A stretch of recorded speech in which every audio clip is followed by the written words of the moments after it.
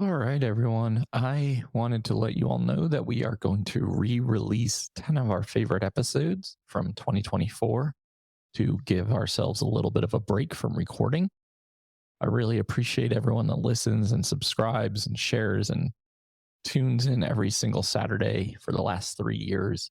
We'll be back in a couple of months with new interviews and new information and new resources for all of you awesome entrepreneurs out there. Make sure to stay up to date. Follow me on Instagram, Patrick.Casale, and all things private practice. Doubt yourself, do it anyway. Hey everyone, you're listening to another episode of the All Things Private Practice podcast. I'm your host, Patrick.Casale. I'm joined today by my friend and colleague, Gabrielle Juliano-Villani, LCSW. She is a coach, consultant, Medicare expert extraordinaire, retreat hostess, and a lot of other things that I can't remember at this point in time because neither of us have slept well and our brains are not working.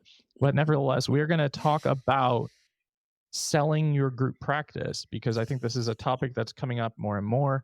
Gabrielle has done this successfully. She also offers coaching around how to do this. And there's a lot of ins and outs. There's a lot of struggle areas too. And there's a lot of emotion behind making a decision like this. So thanks for coming on again and sharing some of this story. Thank you for having me for a second time. So, how long has it been since your sale? I officially sold on December 31st, 2021. So it's been about almost 2 years, like a year and a half. Any regrets? Nope. Get that out of the way first. Yeah.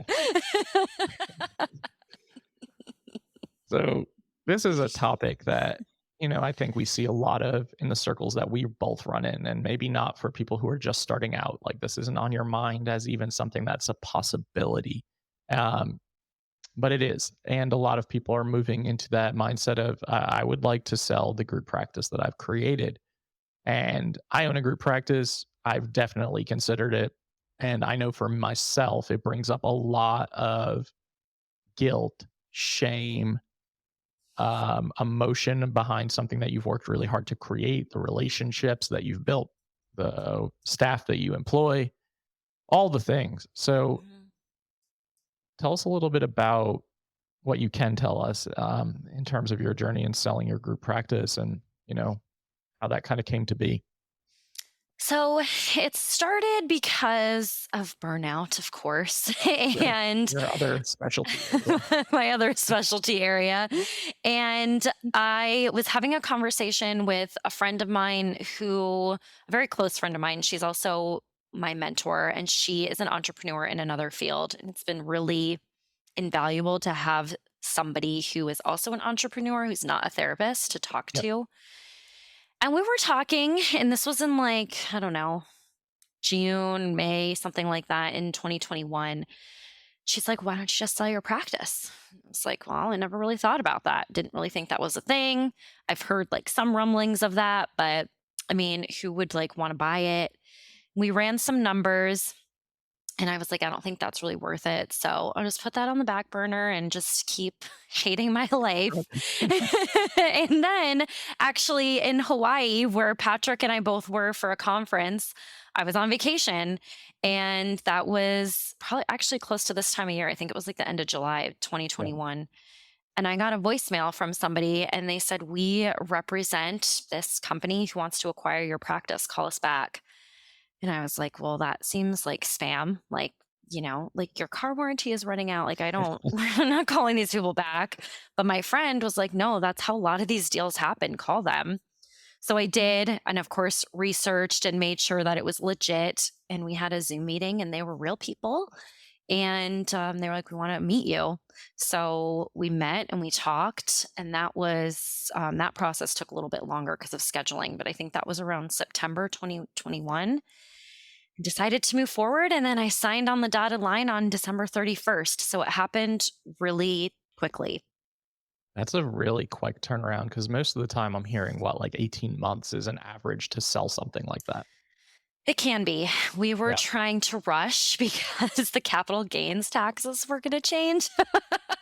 So, and they did end up changing, not in our favor. So I'm glad that we were able to do it that way. Yeah. So that was a decision that it kind of sounds like it went from, I didn't even know this was a thing, to being a very real thing in a matter of months. It did.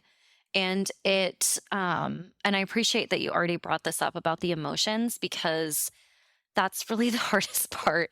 I mean, there is a lot of legal stuff and paperwork and back and forth, but it's the emotions that go along with all of that. And even my attorney, when I first called them to tell them, I think I'm doing this, like, I need your help. They were like, you need to be prepared emotionally and have a support system because it's going to be a roller coaster.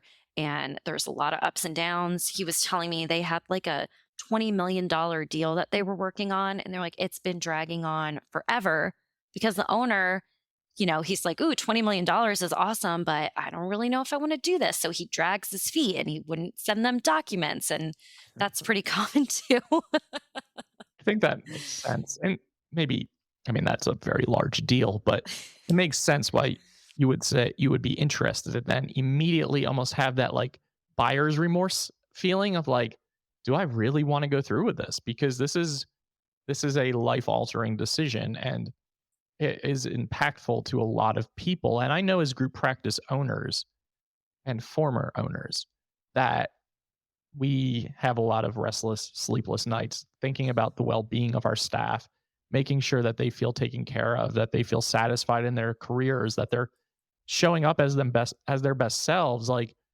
there is a lot that goes into it. And I think group practice ownership gets a bad rap a lot of the time from people who are like, I worked at a group practice and they took advantage of me, took all my money. What the hell was I doing there? And they treated me poorly. I hate hearing that, but I know that there's a lot of owners out there who really care about the quality and the culture. And when I think about selling, because it's at a point where I'm like, do I enjoy being a group practice owner? And the answer is, and I'll be very transparent, because I know some of my staff listen to this. The answer is no. Like, Mhm. I don't ever have a day where I'm like, oh, this is really lighting me up. This is really energizing. This is really enjoyable. Um, I think I almost think about selling every day for the last year, actually, since Mhm. we migrated EHRs last summer and it just became a nightmare. And that was the first time where I was really thinking, like, again, in Hawaii, weirdly, um, where I was getting bombarded by messages every single day about things not working or being disgruntled or frustrated. And I was like, I don't, what am I doing this for? Yeah. I felt the very same way. And that is, I mean, it was a red flag for me. Not only that maybe this was not a good fit, but also for my burnout because I was like, I don't really care what happens today. Like, I would have such a hard time responding because I just felt so overwhelmed and again, burnt out. And I was like, what am I doing this for? Like, I can't hear it. I don't care. Like, really, at the end of all of this, I was like, somebody could say, I will take this practice over for $1 and I would give it to them. Yeah. It's just hard. And there are definitely things that you can do to prevent that. And that's what I do a lot of coaching and consulting on is like leadership and all of that stuff.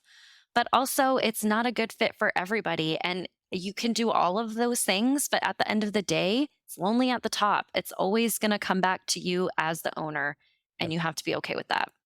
Yeah, absolutely. And there's always going to be situations where you could have handled things differently or kind of with a different perspective. But I think there's this perspective as well that you're the owner, you're just making insane amounts of money off the staff. And I'm like, no, show me where it is. Like, I'd love to know. But My therapists, actually 2 of them made more than me. Like, I would look at my P&L and L and I'd look at my salary and their salary, and they were making way more than I was. yeah, So, that yeah. is a misconception. There's a Let's lot of clear that expense up. that goes into running a group practice and a lot of expense that eats into the profit that especially if you value people over profit, which a lot of Mhm. colleagues that I surround myself do. So it's challenging.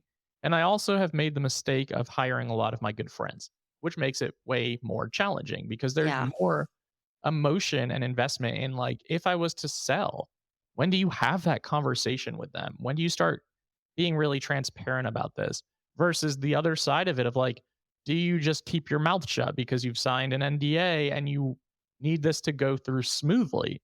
So I know a lot of people wrestle with like, how do I navigate this process because it's going to feel really lonely? And I think you mentioned just having a good support system, having people who are not therapists in your life who you can also process a lot of this stuff with. And I do think that it's a viable option. And here's the thing, a lot of group practice owners, I don't think know that it is an option and just assume I'm going to be in this perpetual state of stress and overwhelm and burnout until I just can no longer do this.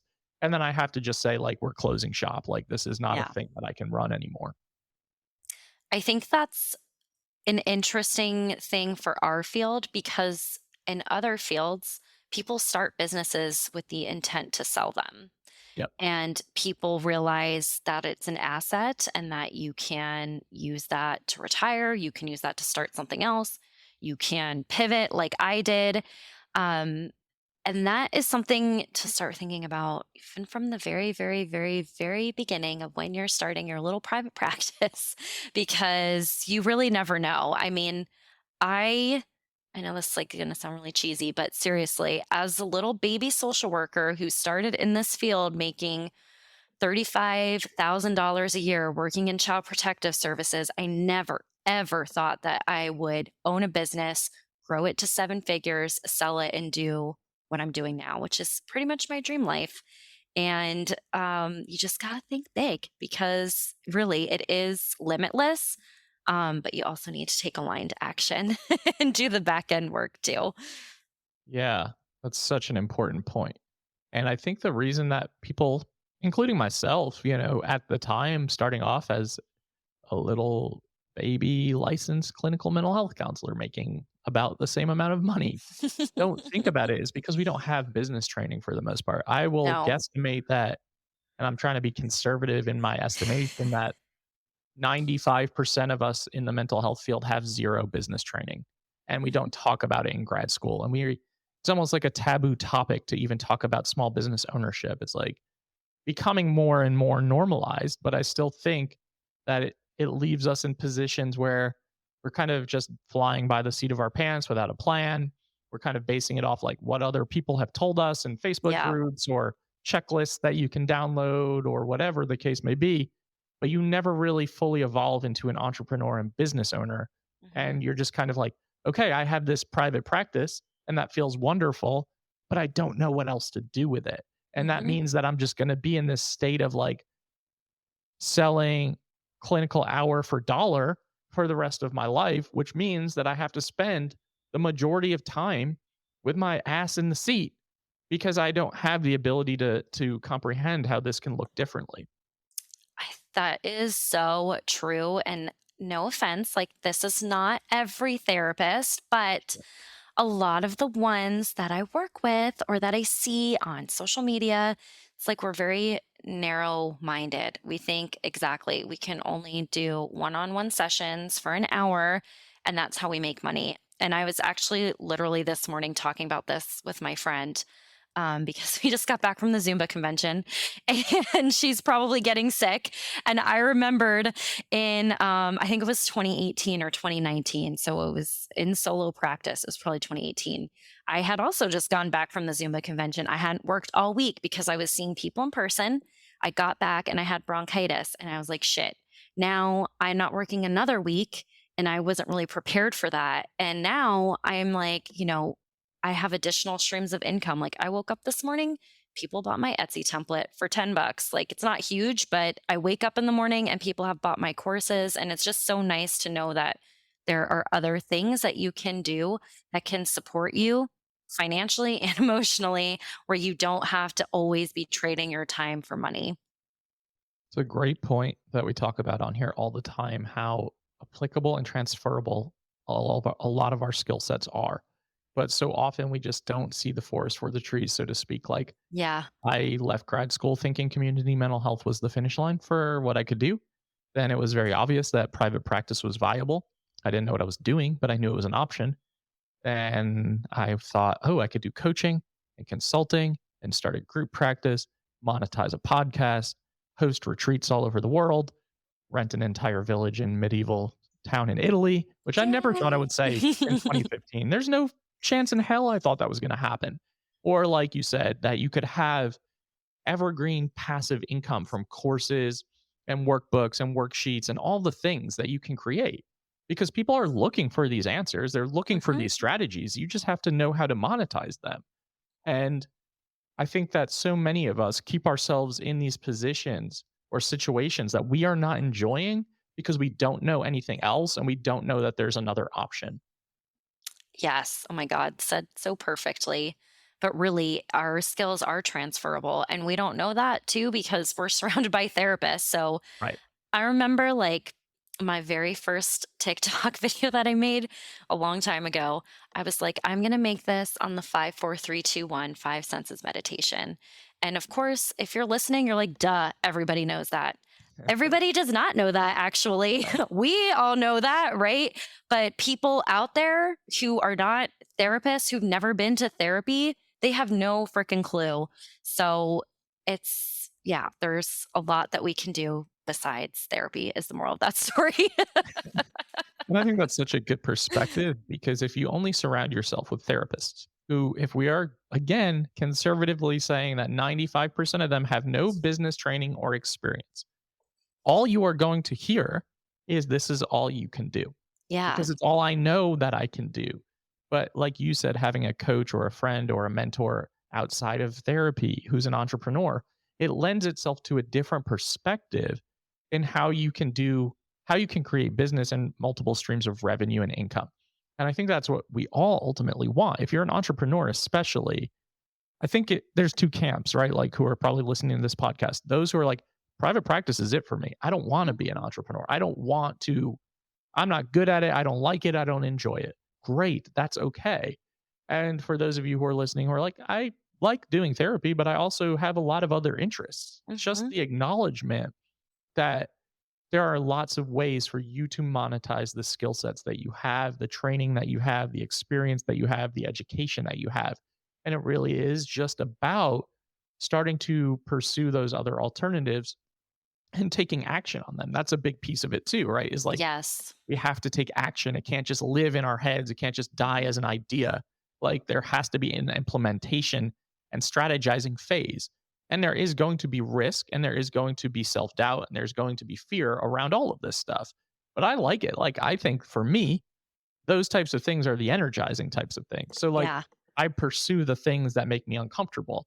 It's really easy to stay in your comfort zone and say, like, I could do this thing. I am interested in speaking. I am interested in starting a podcast, but I don't know how. I'm not going to do it because I don't know how. And that's just, I hear that way too often. And it's really a Hmm. shame.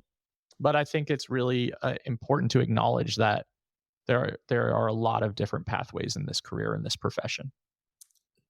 I hear that so often too. Same thing that it's like, I don't really know how. And just like a lot of, I guess, kind of negativity, and I know that it goes deeper than that, right? Like the fear of being seen, the self doubt, and the imposter syndrome. But the only difference between me and whoever is listening is that I'm doing it and you could do it too.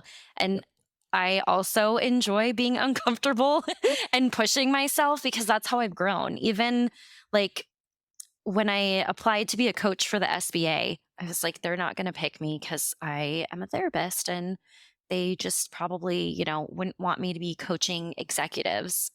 And I kept pushing myself till the deadline. And I was like, I really need to do this if I'm going to do it.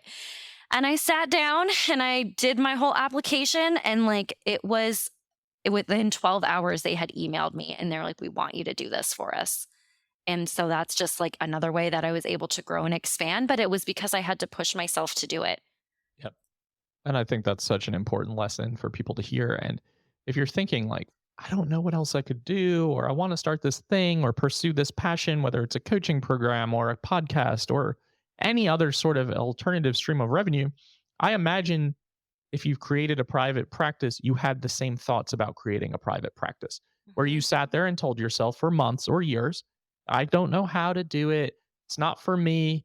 Other people do it better. Other people have more training. I'm not experienced enough. I don't have any experience in business. All the things that we tell ourselves, until one day you hit your breaking point at your community mental health job and Yeah. you say, fuck this. I'm not doing this anymore. I'm going to take this risk. And it's unfortunate that so often we need to hit that breaking point to then say, I will take this risk. When in Mhm. reality, you can do it very intentionally and you can pursue these things with strategy and planning, and you can move forward, even though it's a bit scary, still feeling like I'm taking action, like I'm taking these Yeah. steps to do this thing. It's the same thing with selling because that's what happened to me and ended up working out. But the goal really is you want to do that before you're burnt out. Just like it would be great to leave your community mental health job before you're sick because those jobs do make people sick.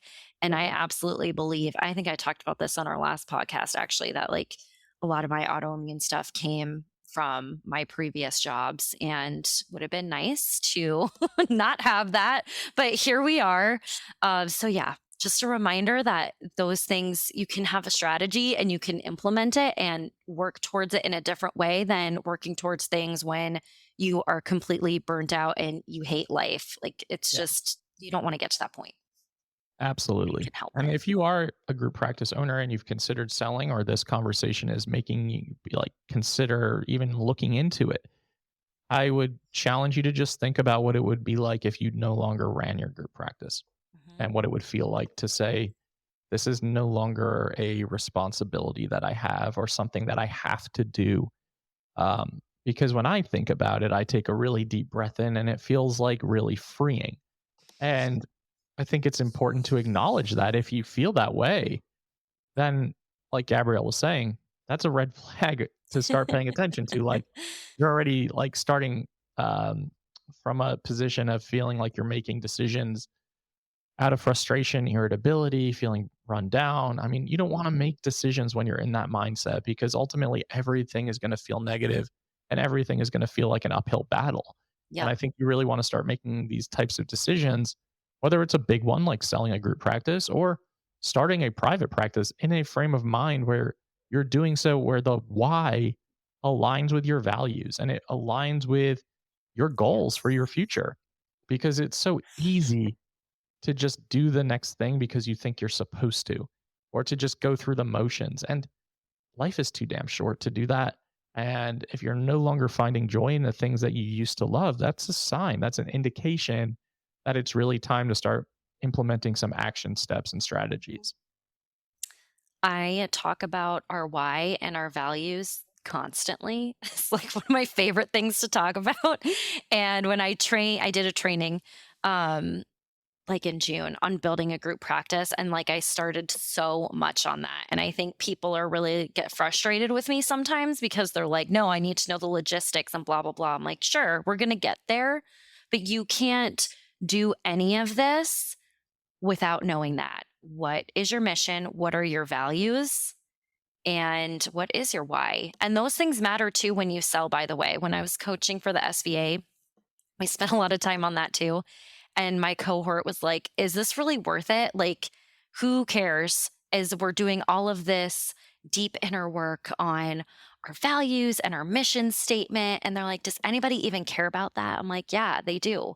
Especially when you sell, they do also because the buyer also wants to make sure that those things are in alignment too. And when you have those things in place, you build a culture around that and you build a reputation around that too. Absolutely. Could not say that better myself. And I think that's really important. And I always do that with coaching clients as well. And they do get frustrated when it's like, I want to refer. I always ask, do you want to refer in instead of out and just make more money, or do you want to be a leader and a boss and a coach?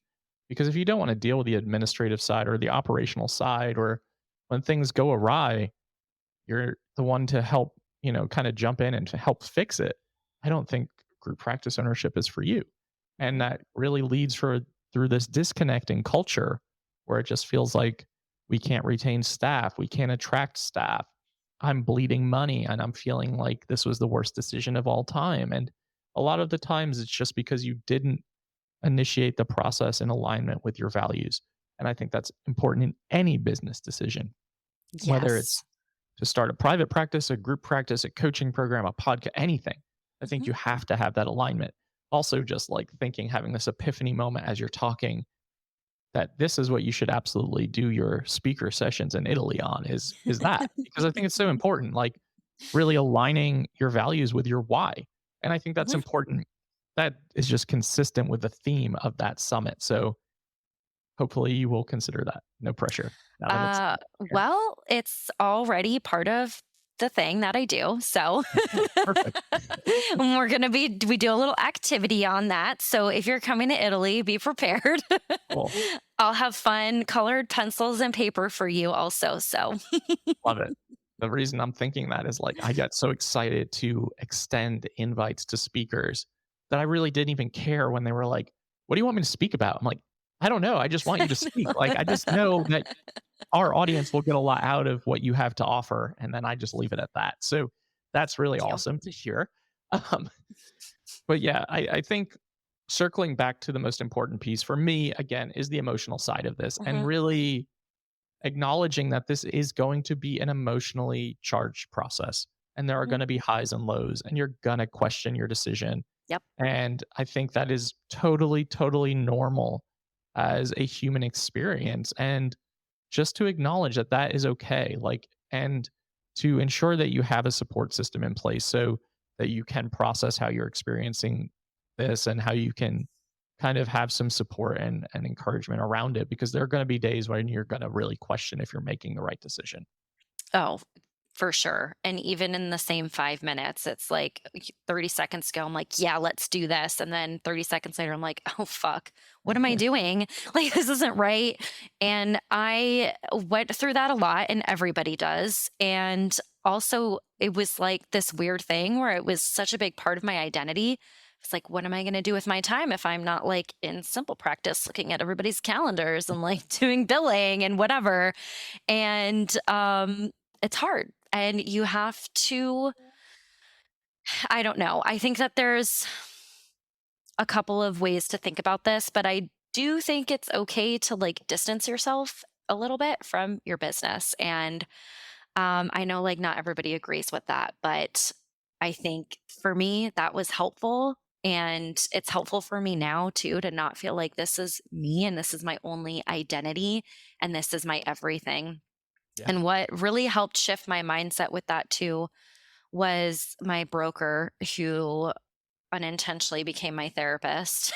And he said the same thing. He's like, everybody struggles with this. And this is what I tell everybody. He's like, look at your life, the book of Gabrielle's life, and what's like the end chapter. This is just a stepping stone to get you to the next thing. And when I reframed it like that, it was like, yes, like this to me is like my way of like moving into a different timeline and like leveling up, I guess. But like this was me thinking like I'm ready for the next thing because I did feel a lot of shame selling and not necessarily like personally from people, but things have shifted a little bit about that too. But a couple years ago, when I was thinking about selling, people would talk about it. And the things that I saw were like, you're a failure, you're a sellout, and that's like not what entrepreneurs do, which is totally wrong, by the way. And I felt that I was like, maybe I am a sellout. Maybe I'm like not good enough, and that's why I don't want to do this anymore. Maybe I should just push myself. But when I thought about it in that way of like, what do I want my life to look like? Do I want to get up every morning and see the problems that my staff was having and client stuff and insurance stuff and EHR stuff? Like, is that what I want my day to look like? It's not. And I am very happy with it not looking like that anymore. And I always worry too that my previous staff thinks that when I say things like that I hated them or something. And I didn't. Just managing people is not something that I enjoy doing. And there's just a lot of stuff on the back end that if you're an employee of a group practice, you don't see, and it's just hard to understand all of the things that we do and all the hats that we wear and all the stress and worrying about them too. Like, are they happy? Am I doing enough for them? Constantly waking up in the middle of the night and being like, oh my God, I forgot to do this, or oh my God, should I have responded to that a different way? Somebody had texted me, later in the night. Should I have responded to them? Should I have called them? Was I nice enough? Was I too cold? Like, there's just so much that goes on with running any business, but since we're talking about group practice ownership. Yeah. I relate to every single thing you just said. And I think a lot of group practice owners that are listening do as well. And it's unfortunate again because we live in a capitalist society, the group practice Mhm. owner is always going to be looked at in some form of negative light from Mhm. someone in the group practice, whether you're trying to do everything you can for your staff or you're not. And a lot of times you just don't see the behind the scenes stuff. Like the stuff I was telling you before we hit record Yes. has kept me in like this sleepless pattern for the last 5 days. Mhm. And it's one of those things where you do have to really start examining, like you said, what do I want the next chapter to look like for me? And the solution is certainly not just saying, I'm just going to hold on to this until it just crumbles and falls apart and I no longer have to deal with it. If that's how you're feeling or thinking about how this comes to an end, it's time to put some things in action because that's not a strategy.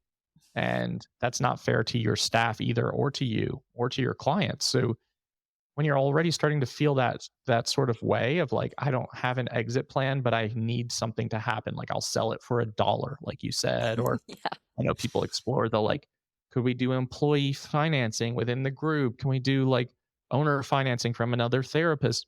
Those are solutions, but like really protect yourself because if that implodes, which it so often does, Mhm. then you are now stuck in a position where you tried to sell, it came crumbling down, and now you really have to make some hard decisions. And it's a really hard existential place to be when you're sitting there and really questioning which direction do I go.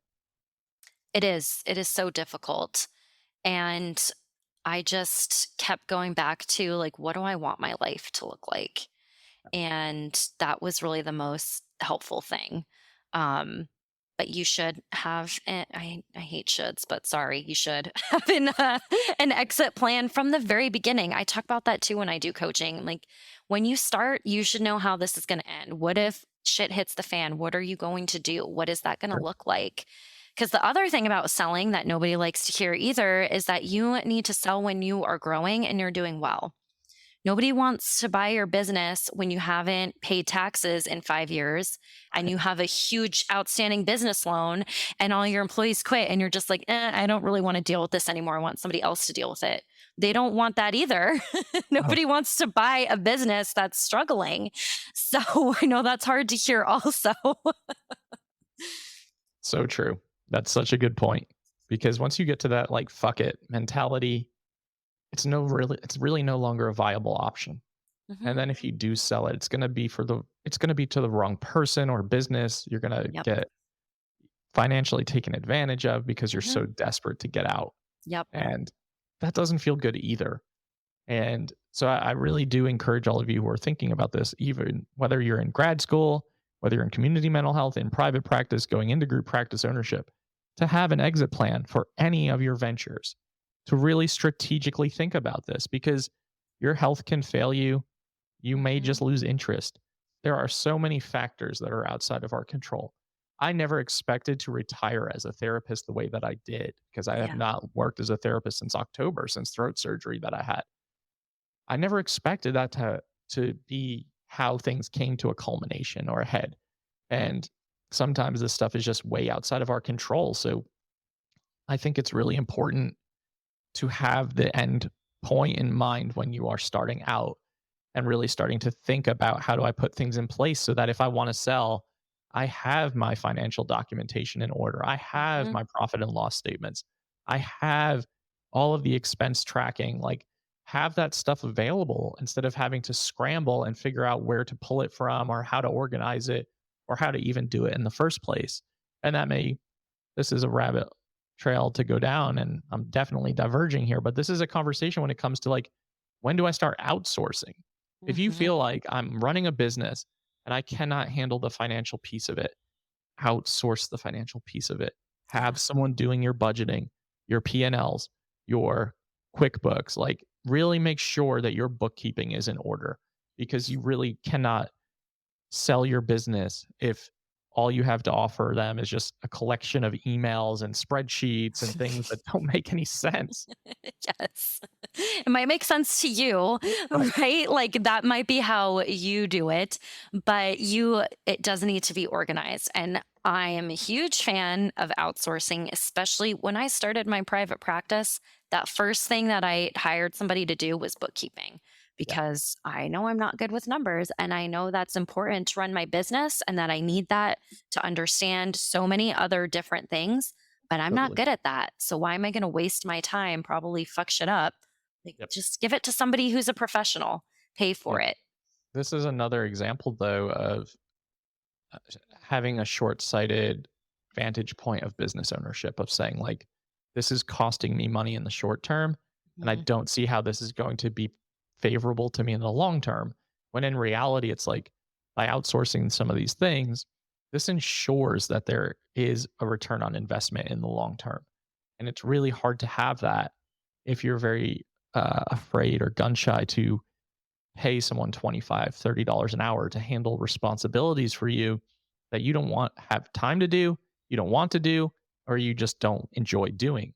And I always think that as therapists, especially, we look at it from that short-sighted vantage point of like, ooh, money, I don't want to spend it. Yeah. When in reality, it's like this will actually help you. This will help you relinquish control. It'll help you get your time back. It'll help you make more money in the long run because you're able to spend time doing the things that make you money instead of being bogged down in these administrative tasks that bring you no joy or just frustration. Hmm. And that's exactly what leads not only to burnout, but to more problems, especially Yeah. if it's something that is so, um, what's the word that I'm thinking of? Like intense, really, like bookkeeping. Like it seems really easy, but there is, specific things that need to be done. That's why people have degrees in it. And I'm not going to say that I know how to do that when somebody else could just do it better. And Yep. then I don't have to spend more money trying to clean up that mess later. And I think that's one thing I was thinking about again this morning. I was like, I'm going to write an email about coaching for the SBA. So maybe it's just on my mind, but that was one of the things that I learned about from like the difference between therapists and other entrepreneurs is all of those people in my cohort, none of them were therapists, unfortunately. I'd love to see more people in that program, but they valued that. They valued spending money on things that they knew would be helpful to them. They valued coaching. They knew that it costs money, but that it was going to change the way that they ran things. Um, they valued marketing and, like financial planning. They all outsourced those things. And even though it cost them money, they knew that there was the long-term impact of it. That's such great perspective. And I think that's a really important takeaway from this conversation. And I hope that we move more towards that mindset, just the acknowledgement of like, it does cost money to run a business. The more you invest into your business, the better it's going to treat you in the long run. And I think that's really important in terms of also combating burnout in this profession as well. For sure. We could probably talk a lot longer on this subject and continue diverging into these other areas, but I think that this is a good place to just put a pin in it because there's a lot of information in this conversation and a lot of good takeaways. And I really appreciate you just sharing your own process and perspective on this because I think it's a really um, needed voice in this industry when we're thinking about these options and acknowledging that they exist. I am happy to share because when I was going through all of this, I didn't have anything like this to listen to or to turn to. And one of the really difficult things about selling is you do sign an NDA and you can't be posted on Facebook, you can't tell your staff. And so it's very isolating. And I really was dying for somebody who had been through this before to tell me what it was like. And I couldn't find anyone. I found a couple of people who had sold, but they were very kind of more informal sales, like it was to another therapist in their town. Nobody who had done it on my scale. I knew there were people out there, but I couldn't find them. So I hope that this sheds some light on it. It's a very complex, nuanced thing to go through, but it really has changed my life for the better. And it's something that anybody can do. I know that, we get into our heads about like the timing and the economy, and now everybody is trying to sell, but just like with anything, I really feel like there's space for everyone. Absolutely. Couldn't say it better myself. Well, thank you so much for coming on again and sharing this part of your journey. And I'm really excited for your next chapter. And part of that is hosting your first retreat in Belize in January. So please tell everyone where they can find more about that and more about the coaching that you offer. Everything is on my website.